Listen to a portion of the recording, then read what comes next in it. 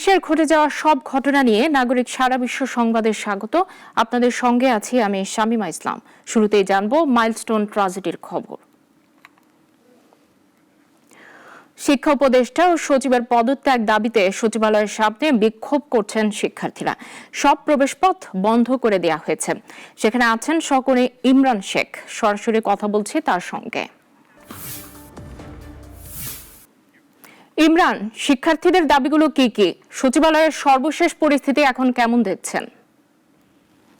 সচিবালয়ের সর্বশেষ যে পরিস্থিতি, এখানে আমরা কিছুক্ষণ আগে দেখেছি যে শিক্ষার্থীরা আন্দোলন করছিলেন, তারা পুলিশের যে ব্যারিকেডটি রয়েছে আসলে সেই ব্যারিকেডটি ভেঙে বেরিয়ে গেছে এবং তারা 7টা দাবি নিয়ে আসলে তাদের যে আজকের আন্দোলন সেটি করছিল। এই 7টি দাবি নিয়ে আসলে তারা সচিবালয়ের সামনে ঘেরাও করেছে। এর মধ্যে প্রধান যে দাবি সেটা হচ্ছে শিক্ষা উপদেষ্টার পদত্যাগের দাবি। তারা এটা নিয়েই আর কি তাদের মেইন দাবিটা ছিল।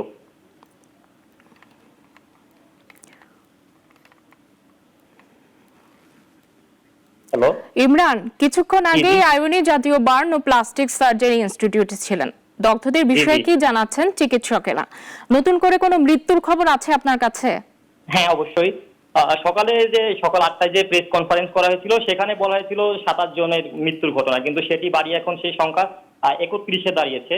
এবং গতকালে যে বিমান বিধ্বস্তের ঘটনা ঘটে সেখানে বিভিন্ন হসপিটালে 165 জন আহত ছিল, তার মধ্যে 25 জনের অবস্থা আশঙ্কাজনক ছিল। তো সেটি এখন কমে গেছে, কারণ বিভিন্ন যে শিক্ষার্থী রয়েছেন তাদের প্রাথমিক চিকিৎসা দেওয়ার পরে পরিবারের কাছে হস্তান্তর করা হয়েছে।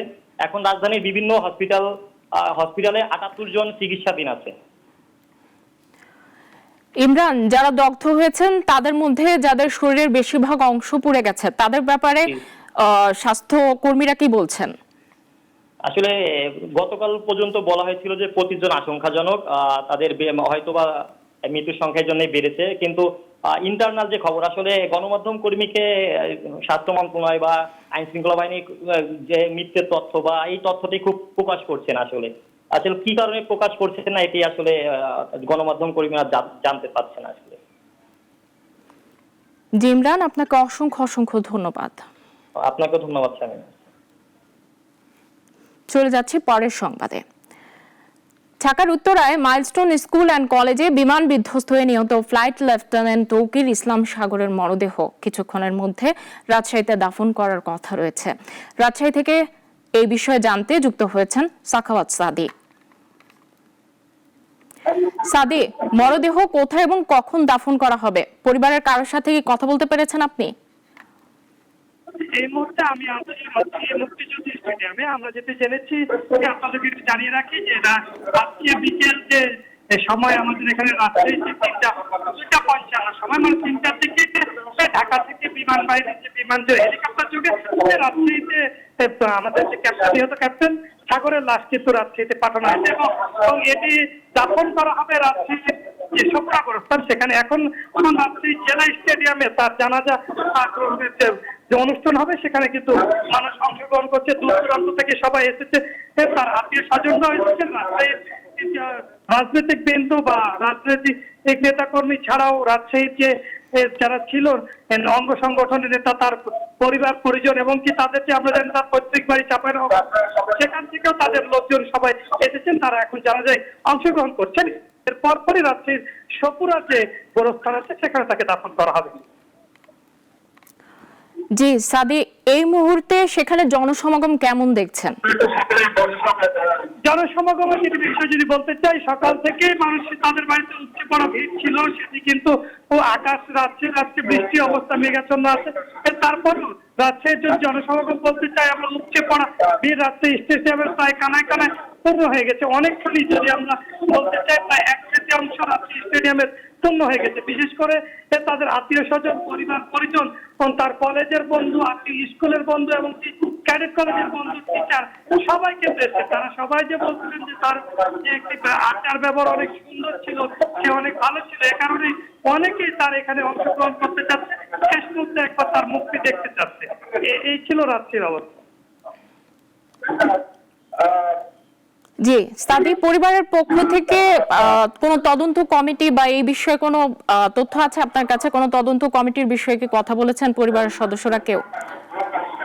আপনাদেরকে এটি জানিয়ে রাখি যে রাজশাহীতে যখন যে খবরটি আসে যে সাগর মারা গেছে, তারপর পরেই ঢাকার একটি বিমান বাহিনীতে বিশেষ বিমানে তার পরিবারের সবাইকে কিন্তু ঢাকায় নিয়ে চলে যাওয়া হয়েছে। তো তারা আজকে লাশের সাথে এসেছেন। এখানে তার চাচার সাথে আমাদের কথা হয়েছিল, তারা এই বিষয়ে এখন পর্যন্ত কিছু জানেনি বা এমন কিছু জানাতে পারেনি। জি জিহাদ, আপনাকে অসংখ্য ধন্যবাদ। দর্শক, রাজধানীর উত্তরায় মাইলস্টোন স্কুল অ্যান্ড কলেজ ক্যাম্পাসে বিমান বিধ্বস্ত হয়ে নিহতের ঘটনায় সকাল থেকে 6 দফা দাবিতে বিক্ষোভ করছেন স্কুলটির শিক্ষার্থীরা। ঘটনাস্থলে আছেন সহকর্মী জিহাদুল ইসলাম। সর্বশেষ আপডেট জানবো তারও কাছ থেকে। জিহাদ, ছাত্রছাত্রীদের দাবিগুলো কি ছিল? মাইলস্টোন স্কুল এলাকায় এখন কি অবস্থা? কর্তৃপক্ষের কারোর সাথে কি কথা বলতে পেরেছেন আপনি? সামনা, আপনি যদি প্রথমেই বলতে চাই, আসলে আমার পেছনে যে দৃশ্য আপনি দেখতে পাচ্ছেন, এটি আসলে শিক্ষার্থীরা অবরুদ্ধ করে রেখেছে। তার পেছনে পুলিশ দাঁড়িয়ে আছে এবং এর পেছনে উপদেষ্টাদের গাড়ি। অর্থাৎ আমি যদি বলতে চাই, সকাল থেকে তারা 6 দফা দাবিতে আন্দোলন করছিলেন যে নিহত যারা তাদের সঠিক প্রকাশ করা হোক এবং গতকালকে যে তাদের শিক্ষকদের উপরে যে হামলাটি হয়েছে সেটির জন্য সেটির প্রেক্ষিতে যেন সেনা সদস্যরা সেখানে ক্ষমা প্রার্থনা করে প্রকাশ্যে, এমন সহ প্রায় 6টি দাবি তাদের রয়েছে। এই দাবির প্রেক্ষিতে সকাল থেকে কিন্তু তারা আন্দোলনটি চলমান রেখেছে। সরকারি হিসেবে যে নিহতের সংখ্যা বলা হচ্ছে এবং আহতের সংখ্যা বলা হচ্ছে সেটি তারা মানতে রাজি না। তারা বলছে যে আমরা নিজের হাতে করে লাশগুলো বের করেছে, এই সংখ্যা সরকারি হিসেবে গোপন করা হচ্ছে, এমনটি তারা দাবি করছিলেন এবং তারই প্রেক্ষিতে সকাল থেকে 6 দফা দাবিতে তাদের আন্দোলন চলমান ছিল। এক পর্যায়ে তারা তাদের গেটটি যখন বন্ধ করে রাখা হয়, ঠিক 11টার পরপর কিন্তু তারা গেট ভেঙে ভেতরের দিকে প্রবেশ করে ক্যাম্পাসের মধ্যে, যে আমাদের ক্যাম্পাসে আমরা প্রবেশ করবো, এখানে আমরা দেখবো।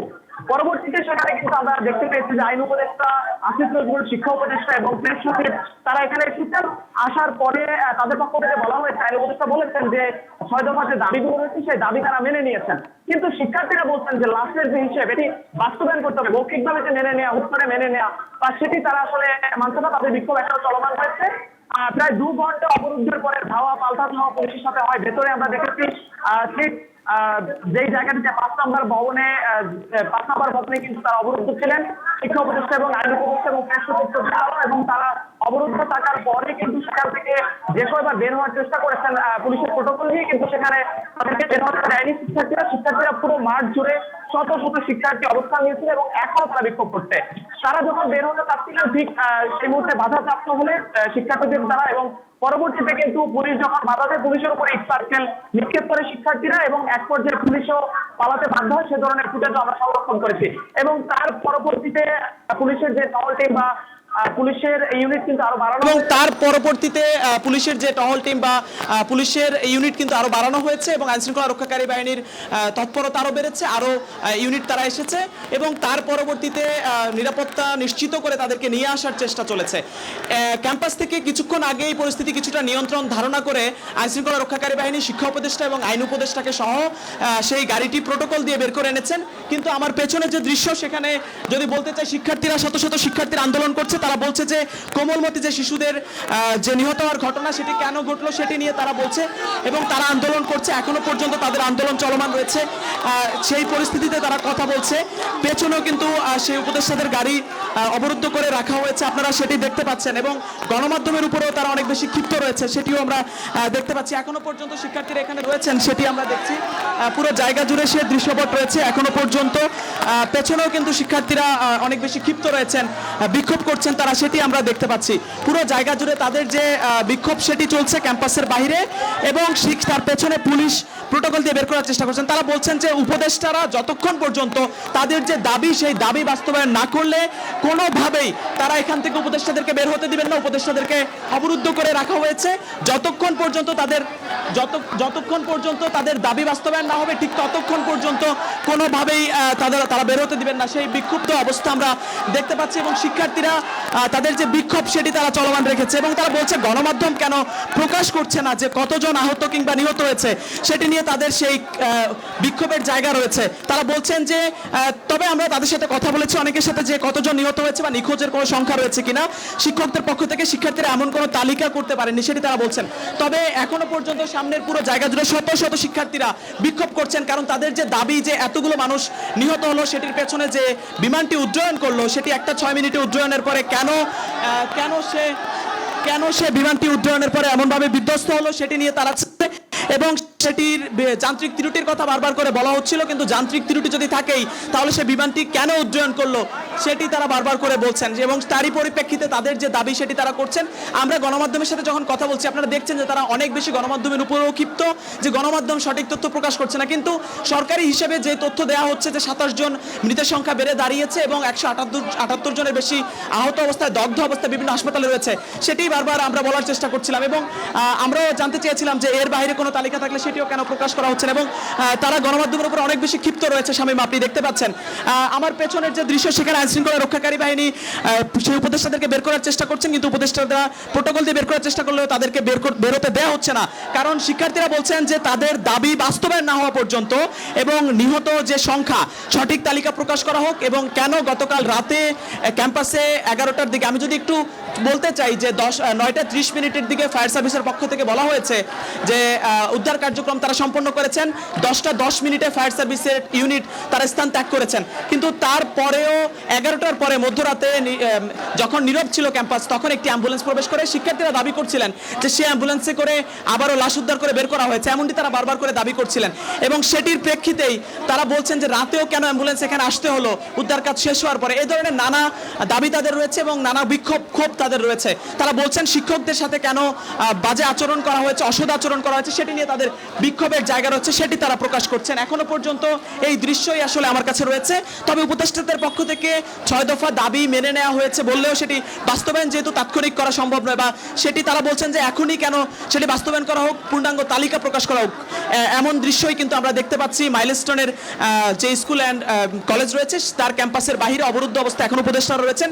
2 ঘন্টা অবরুদ্ধ অবস্থায় তারা ছিলেন ক্যাম্পাসের ভেতরে 5 নম্বর ভবনে। পরবর্তীতে প্রোটোকল নিয়ে বের হওয়ার পরেও কিন্তু সড়কে তাদের এই অবস্থান ক্যাম্পাসের সামনে রয়েছে। শিক্ষার্থীরা অবরুদ্ধ করে তাদেরকে এখন রেখেছেন, সেটি আপনাদেরকে জানানোর চেষ্টা করছিলাম। শামীমা। জি জিহাদ, এই যে আন্দোলন, এর মূল পরিকল্পনাকারীটা কে, নেতৃত্ব দিচ্ছেন কে আন্দোলনে?